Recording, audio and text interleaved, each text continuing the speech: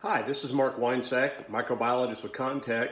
Going to spend a couple minutes today talking about how to safely and effectively use sanitizers and disinfectants in a place like our kitchen.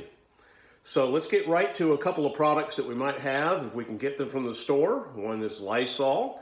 See, it has the claim that it kills the flu virus, kills 99.9% of germs. Front of the label is pretty straightforward. The back of the label, though, is a little more complicated, a little more challenging to read. Maybe if you got a magnifying glass, that can help. But it contains all the important details that you need to follow to safely and effectively use the product. So rather than using a magnifying glass, we're going to pull the label up and show it on the screen. And what we're going to see on the back of this label is that there's three primary claims for this product.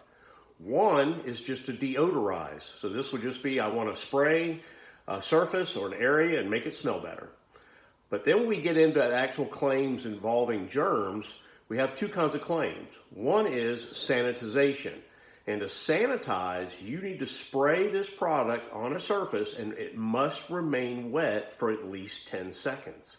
And so that's how long it takes for that chemical to actually react with that population of germs on a surface and reduce them to a lower level.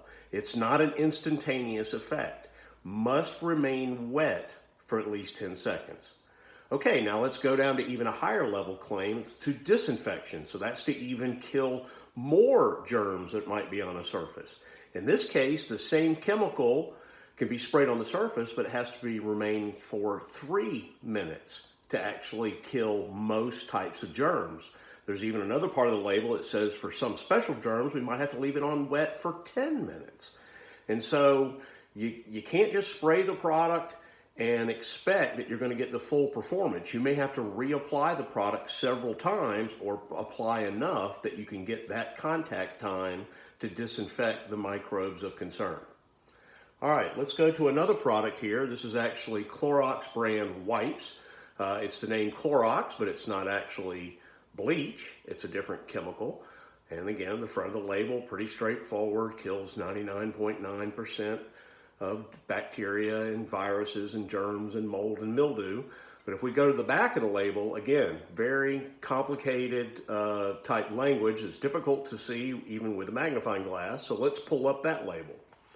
So these pre-saturated wipes, again, work in the same way. You apply them to a surface, but the sanitization claim, to sanitize the surface must remain wet again for 10 seconds. This particular product, for it to disinfect, it must remain wet on the surface for 4 minutes. And then there's another little place where it says you could actually disinfect viruses like the SARS-CoV-2 virus within 15 seconds.